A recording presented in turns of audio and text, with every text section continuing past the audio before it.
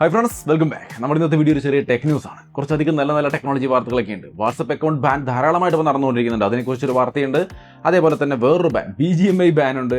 അതേപോലെ HTC തിരിച്ചു വരാൻ പോകുന്നു ഫ്യൂച്ചറിസ്റ്റിക് ആയ ഫോണുമായിട്ട്. പിന്നെ കുറച്ച് ഇവന്റുകൾ വരുന്നു, നല്ല ഫോണുകൾ വരുന്നു, ഒരുപാട് വാർത്തകളുണ്ട്. ഒന്നൊന്നായിട്ട് നമുക്ക് നോക്കാം.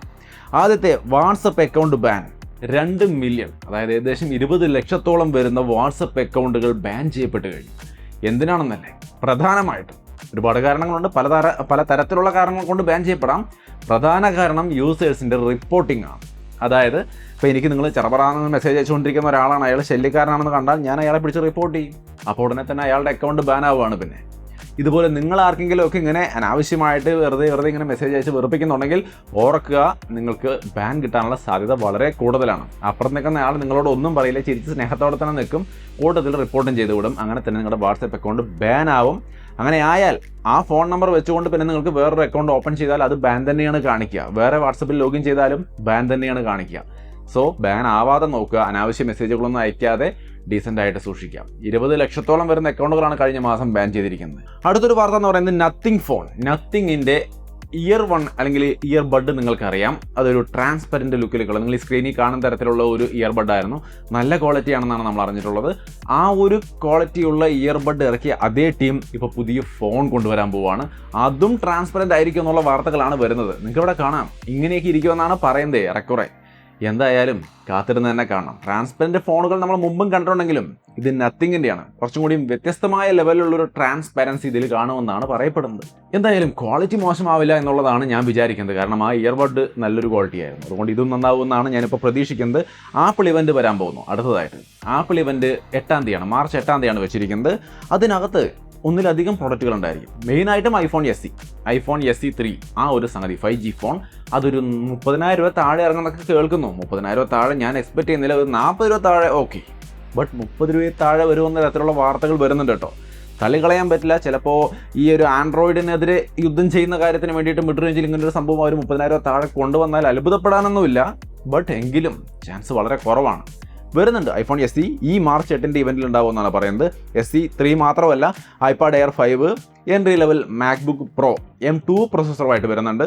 MacBook air with M2 chip, പുതിയ ഡിസൈനുള്ള MacBook air with M2 chip. പിന്നെ 27-ൻ്റെ iMacഉം വരുന്നുണ്ട്. സോ ഇത്രയും കാര്യങ്ങളാണ് അതിൻ്റെ കൂട്ടത്തിൽ ഈ ഒരു ഇവൻറ്റിൽ ഉണ്ടാവാൻ പോകുന്നതെന്നാണ് കേൾക്കുന്നത്. അടുത്തൊരു വാർത്ത HTC തിരിച്ചു വരാൻ പോവുകയാണ്. അതായത് നമുക്ക് നോർമലി ഇപ്പോൾ ഏതെങ്കിലും ഒരു പുതിയ ഫോൺ കൊണ്ടുവന്നിട്ട് ഇതിൽ സ്നാപ്ഡ്രാഗൺ 170 ഉണ്ട്, ഇതിൽ 120 ഹെർട്സിൻ്റെ ഡിസ്പ്ലേ ഉണ്ട്, ഇങ്ങനെയല്ല പറയാൻ പോകുന്നത്. HTC ഇവർ വരാൻ പോകുന്നത് ഫ്യൂച്ചറിസ്റ്റിക് ആയ ഫോണുകളും കൊണ്ടാണ്. അതായത് മെറ്റാവേഴ്സ് ഇപ്പോൾ നമുക്കറിയാം, ഒരുപാട് കാര്യങ്ങളൊക്കെ വിർച്വലി ചെയ്യാൻ കഴിയുന്ന ഒരു സംവിധാനമായിട്ട് മെറ്റാവേഴ്സ് മാറുകയാണ്. സോ അപ്പോൾ ആ രീതിയിലേക്കാണ് കാലം പോകുന്നത്. AR VR അതിൻ്റെയൊക്കെ ഒരു കാലഘട്ടമാണ് വരാൻ പോകുന്നത്. സോ അതിലേക്ക് ഡീപ്പായിട്ട് ഇൻറ്റഗ്രേറ്റ് ചെയ്തുകൊണ്ട് അത്തരത്തിലുള്ള കാര്യങ്ങൾക്ക് ഫോക്കസ് ചെയ്തുകൊണ്ട് ഫ്യൂച്ചറിൽ അതാണ് ഇനി ടെക്നോളജി എന്ന് അറിഞ്ഞുകൊണ്ട് അതിന് പറ്റിയ തരത്തിലുള്ള ഫോണുമായിട്ടാണ് HTC വരാൻ പോകുന്നത്. ഒഫീഷ്യലി പറഞ്ഞിരിക്കുന്നതാണ്, അല്ലാണ്ട് ലീക്കോ റൂമറോ ഒന്നുമല്ല. സോ ഗംഭീരമായ അപ്ഡേറ്റ് അല്ലെങ്കിൽ ഒരു മുന്നേറ്റമാണ് HTC ഉദ്ദേശിക്കുന്നത്. എന്താണ് സംഭവിക്കുക എന്നുള്ളത് നമുക്ക് കാത്തിരുന്ന് കാണാം. കാരണം ഇപ്പോഴേക്ക് ഈ ഏപ്രിലാണ് ഇവരിത് കൊണ്ടുവരുമെന്ന് പറയുന്നത്. ഏപ്രിൽ ഇപ്പോൾ ഈ മെറ്റാവേഴ്സിന് വേണ്ടിയിട്ട് വരുന്നൊരു ഫോൺ എത്ര പേര് വാങ്ങിക്കും എന്നുള്ളത് കാത്തിരുന്ന് തന്നെ കാണാം. അതിൻ്റെ പ്രൈസ് ചിലപ്പോൾ അതിനനുസരിച്ച് കൂടുമല്ലോ. ഈ പറഞ്ഞ AR ഉം VR ഒക്കെ ഡീപ്പ് ഇൻറ്റഗ്രേഷനൊക്കെ വരുമ്പോൾ ചിലപ്പോൾ പ്രൈസ് നല്ല രീതിക്ക് കൂടാനുള്ള സാധ്യതയുണ്ട്. അങ്ങനെ ഒരു പ്രൈസിൽ ഈ ഒരു ടൈമിൽ ഇപ്പം മെറ്റാവേഴ്സ് അത്ര വലിയ സംഭവമൊന്നുമല്ല. ബട്ട് ആ സംഭവം ആവാൻ പോവുകയാണെന്ന് നമുക്കറിയാം. വേണമെങ്കിലും നിങ്ങൾ എന്താണ് ചിന്തിക്കുന്നത്? HTC ഇങ്ങനൊരു പ്ലാനുമായിട്ട് വരുമ്പോൾ നന്നായിട്ടുണ്ടോ? നിങ്ങളുടെ അഭിപ്രായമാണ് പ്രധാനപ്പെട്ട കാര്യം. BGMI ബാൻ ആകാൻ പോകുന്ന തരത്തിലുള്ളൊരു വാർത്ത കഴിഞ്ഞ ദിവസം പുറത്ത് വന്നിട്ടുണ്ടായിരുന്നു. ഒരു NGO അതിനെതിരെ BGMIക്കെതിരെ ഒരു റെക്കമെൻഡേഷനൊക്കെ കൊടുത്തിട്ടുണ്ടായിരുന്നു. അതായത് ഇത് ഇത്തിരി പ്രശ്നമാണ്, ഇത് മുമ്പുണ്ടായിരുന്ന PUBG എന്ന ഗെയിം തന്നെയാണ്, ഒന്ന് പേര് മാറ്റി വീണ്ടും പുതിയ രൂപത്തിലും ഭാവത്തിലും ഒക്കെ, അതായത് പഴയ വീഞ്ഞ് പുതിയ കുപ്പിയിൽ എന്ന രീതിയിൽ കൊണ്ടുവന്നിരിക്കുന്ന ഒരു ഗെയിമാണ്. അതുകൊണ്ട് ഇതിനെ കംപ്ലീറ്റ് ആയിട്ട് തന്നെ ബാൻ ചെയ്ത് കളയണം എന്ന തരത്തിലുള്ള ഒരു റെക്കമെൻഡേഷനൊക്കെ വന്നിട്ടുണ്ടായിരുന്നു. സോ അതുകൊണ്ട് തന്നെ BGMI ബാൻ ആവും എന്ന തരത്തിലുള്ള വാർത്തയും വന്നിട്ടുണ്ടായിരുന്നു. ബട്ട് നിങ്ങൾക്ക് ഇവിടെ കാണാം ഒരു റിപ്പോർട്ട്. ഈ ഒരു റിപ്പോർട്ട് അനുസരിച്ച്, ഇത് ന്യൂ ഇന്ത്യൻ എക്സ്പ്രസ്സിൽ ഞാൻ കണ്ട റിപ്പോർട്ടാണ്. ഇതുപോലെ ഒരുപാട് സൈറ്റുകൾ എല്ലായിടത്തും ഈ റിപ്പോർട്ട് വന്നിട്ടുണ്ട്. ഇതിൽ പറയുന്നത് MEITYയുടെ പേഴ്സൺ റെപ്രസെൻറ്റേറ്റീവ് കൃത്യമായിട്ട് ഹൈക്കോടതിന്, തെലങ്കാന ഹൈക്കോടതിയിൽ റിപ്ലൈ കൊടുത്തിരിക്കുകയാണ് ഒരു കേസിന്, ഒരു വക്കീൽ ഫയൽ ചെയ്ത കേസിന്. അതായത് PUBG ആണ് BGMI എന്ന പേരിൽ രൂപം മാറ്റി വന്നിരിക്കുന്നത്, അതൊരു പറ്റിക്കലാണ് എന്ന രീതിയിലാണ് അയാൾ കേസ് ഫയൽ ചെയ്തിരിക്കുന്നത്. ബട്ട് ഈ MEIT പേഴ്സൺ റെപ്രസെൻറ്റേറ്റീവ് റിപ്ലൈ കൊടുത്തിരിക്കുന്നത് PUBG അല്ല BGMI. PUBG എന്ന് പറയുമ്പോൾ അത് ടെൻസെന്റിൻ്റെ കീഴിൽ വരുന്ന കുറേയധികം നമ്മുടെ ഇന്ത്യക്കാരുടെ രഹസ്യ വിവരങ്ങളൊക്കെ ചോർന്ന തരത്തിലുള്ളൊരു ഇഷ്യൂ അതിനകത്തുണ്ട്. ബട്ട് BGMI അങ്ങനെയൊന്നുമല്ല. ഇത് ക്രാഫ്റ്റിൻ്റെ കീഴിലാണ് വരുന്നത്. ഇന്ത്യയുടെ നിയമത്തിനനുസൃതമായ കാര്യങ്ങളൊക്കെ ചെയ്തുകൊണ്ട് വർക്ക് ചെയ്യുന്ന ഒരു ഗെയിമാണ്. സോ അതുകൊണ്ട് ആ ഒരു പ്രശ്നത്തിൽ BGMI PUBG അല്ല എന്നുള്ളത് ക്ലിയർ ആയിട്ട് ഒഫീഷ്യലി തന്നെ പറഞ്ഞിരിക്കുകയാണ്. സോ ഇനി അത് പറഞ്ഞുകൊണ്ട്, അതായത് ചൈന ബന്ധമൊക്കെ പറഞ്ഞുകൊണ്ട് BGMIനെ ബാൻ ചെയ്യുന്നൊരവസ്ഥ വരില്ല എന്ന് പ്രത്യാശിക്കാം. കാരണം ഇത് ഒഫീഷ്യൽ സ്റ്റേറ്റ്മെൻ്റ് ആണ്. ബട്ട് ഈ ഗെയിം കളിച്ച് അതിന് അഡിക്റ്റായി പോയി ആൾക്കാരുടെ മെൻ്റൽ ഇഷ്യൂസ് അങ്ങനെ ഇങ്ങനെയൊക്കെയുള്ള പ്രശ്നങ്ങൾ വരുന്നുണ്ടെങ്കിൽ അത് വേറെ പ്രശ്നമാണ്. അതിപ്പോൾ BGMI അല്ല, പല ഗെയിമുകൾ അതിൻ്റെ ഭാഗമായിട്ടുണ്ട്. സോ അതിന് എന്താണ് സംഭവിക്കുക എന്നുള്ളത് നമുക്ക് കാത്തിരുന്ന് തന്നെ കാണാം. ഇനി അടുത്തൊരു വാർത്ത, Redmi Watch 2 Lite. നിങ്ങളുടെ സ്ക്രീനിൽ കാണാം സ്ക്വയർ ഷേപ്പിലുള്ള Redmi Watch 2 Lite കേട്ടോ. ലൈറ്റാണ്. GPS-ഉം കാര്യങ്ങളൊക്കെ ഉൾപ്പെടുന്ന 1.55 ഇഞ്ച് വരുന്ന കളർ ഡിസ്പ്ലേ, 100-ലധികം സ്പോർട്സ് മോഡ്, അങ്ങനെ അതിൻ്റെ പ്രധാനപ്പെട്ട എല്ലാ കാര്യങ്ങളും നിങ്ങൾക്ക് ഇവിടെ സ്ക്രീനിൽ കാണാം. ഇങ്ങനൊരു വാച്ച് താമസിയാതെ വരുന്നുണ്ട്. അത് വരട്ടെ എന്തായാലും. അതിൻ്റെ ഇടയിൽ പോക്കോ M4 Pro ഇങ്ങനൊരു ഫോൺ പോക്കോ ലോഞ്ച് ചെയ്തിട്ടുണ്ട്. നല്ല ഫോണാണ്. G96 AMOLED display, 90 Hz refresh rate, 13-14 രൂപ റേഞ്ചിൽ ഇറങ്ങിയിരിക്കുന്ന ഒരു ഫോൺ. നല്ല ഫോണാണ്. അതിൻ്റെ വീഡിയോ ഞാൻ എന്തായാലും കൊണ്ടുവരുന്നുണ്ട്.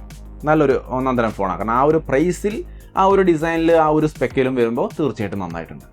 അതേപോലെ തന്നെ പോക്കോ X4 Pro നമ്മൾ പ്രതീക്ഷിച്ച പോലെ ഒന്നും അല്ല വരുന്നത്, നമുക്ക് എല്ലാവർക്കും അറിയാം. അത് കൂടാതെ പോക്കോ F4 GT, F4 Pro തുടങ്ങിയ ഫോണുകൾ താമസിയാതെ വരുമെന്നുള്ള വാർത്തയാണ് ഇപ്പോൾ വന്നുകൊണ്ടിരിക്കുന്നത്.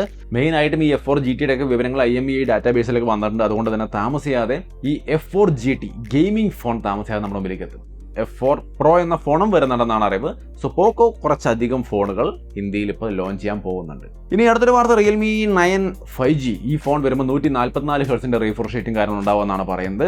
ഇതിൻ്റെ ലോഞ്ച് വന്നിട്ട് വെച്ചിരിക്കുന്നത് മാർച്ച് 10-ാം തീയതിയാണ്. സോ മാർച്ച് 10-ാം തീയതി Realme 9 5G നിങ്ങൾക്ക് എക്സ്പെക്ട് ചെയ്യാം. കൂടുതൽ സ്പെക്കൊക്കെ നിങ്ങൾക്ക് സ്ക്രീനിൽ കാണാം. ഞാൻ എല്ലാം ഒന്നും ഇവിടെ പറയുന്നില്ല. Samsung F23 ഈ ഫോൺ താമസിയാതെ ലോഞ്ച് ചെയ്യും. താമസിയാതെ എന്ന് പറഞ്ഞാൽ മാർച്ച് 8-ാം തീയതിയാണ്. Snapdragon 750, 120 Hz display, 6GB RAM, overall good സെറ്റപ്പിലാണ്. മാർച്ച് 8-ാം തീയതിയാണ് ഇതിൻ്റെ ലോഞ്ച്. ഇത് F23യുടെ കാര്യമാണ് പറഞ്ഞത്, മാർച്ച് 8-ാം തീയതി. അടുത്ത് തന്നെ M23യും ലോഞ്ച് ചെയ്യുന്നുണ്ട്. അതിനെക്കുറിച്ചും വിവരങ്ങൾ വരുന്നുണ്ട്. Xiaomi 12 സീരീസ് ഇന്ത്യയിൽ ഇപ്പോഴല്ല, ഗ്ലോബലി 15 മാർച്ചിന് ലോഞ്ച് ചെയ്യുന്നുണ്ട്. അത് കഴിഞ്ഞാൽ ഏറ്റവും അടുത്ത ദിവസങ്ങളിൽ തന്നെ ഇന്ത്യയിലും ലോഞ്ച് ചെയ്യുമെന്നാണ് കേൾക്കുന്നത്. ഒഫീഷ്യലി അവർ പറഞ്ഞിരിക്കുന്നതല്ല 15 മാർച്ച്. അവരുടെ ഈ ഒരു സ്ക്രീൻ നിങ്ങളോട് കാണാം. ഈ ഒരു സംഗതി ഇതിനകത്ത് കാണുന്നതാണ്. ഇത് ലീക്കായി വന്നിരിക്കുന്ന ഒരു പിക്ചറാണ്. ഇതിനകത്ത് കാണുന്നത് 15 എന്നാണ്. സോ മിക്കവാറും 15-ാം തീയതി ഗ്ലോബലി ലോഞ്ച് ചെയ്യുകയാണെങ്കിൽ താമസിയാതെ തന്നെ ഇന്ത്യയിലും അത് ലോഞ്ച് ആവും. Xiaomi 12 സീരീസ് എന്ന് പറയുമ്പോൾ അത്ര എക്സൈറ്റിംഗ് ആയിട്ടുള്ള സംഭവങ്ങളൊന്നും കാണാനില്ല. ബട്ട് എങ്കിലും Xiaomi ഫാൻസിനെ സംബന്ധിച്ച് ആ ഫോൺ ഇന്ത്യയിലേക്ക് താമസിയാതെ എത്തുമെന്നുള്ള വാർത്ത ഇപ്പോൾ വരുന്നുണ്ട്. സോ അത്രയുമാണ് ഇന്നത്തെ ഒരു പ്രധാനപ്പെട്ട കുറച്ച് ടെക്നോളജി വാർത്തകൾ. ഒരുവിധം ഇമ്പോർട്ടൻ്റ് ആയ എല്ലാ വാർത്തകളും കവർ ചെയ്തു എന്ന് തന്നെയാണ് വിചാരിക്കുന്നത്. എന്താണ് നിങ്ങളുടെ അഭിപ്രായങ്ങൾ ഈ വിഷയങ്ങളെക്കുറിച്ച്? അഭിപ്രായങ്ങൾ തീർച്ചയായിട്ടും കമൻറ്റ് ചെയ്യാം. ഒപ്പം തന്നെ വീഡിയോ ഇഷ്ടപ്പെട്ടാൽ ലൈക്ക് ചെയ്തും ഷെയർ ചെയ്തും നമ്മളെ സപ്പോർട്ട് ചെയ്യാം. ചാനൽ സബ്സ്ക്രൈബ് ചെയ്തില്ലെങ്കിൽ മറക്കാതെ സബ്സ്ക്രൈബ് ചെയ്തോളൂ. കൂടുതൽ ടെക്നോളജി വാർത്തകളും മറ്റുമൊക്കെയാണ് നമുക്ക് അടുത്തൊരു വീഡിയോ കണ്ടുമുട്ടാം. ബൈ.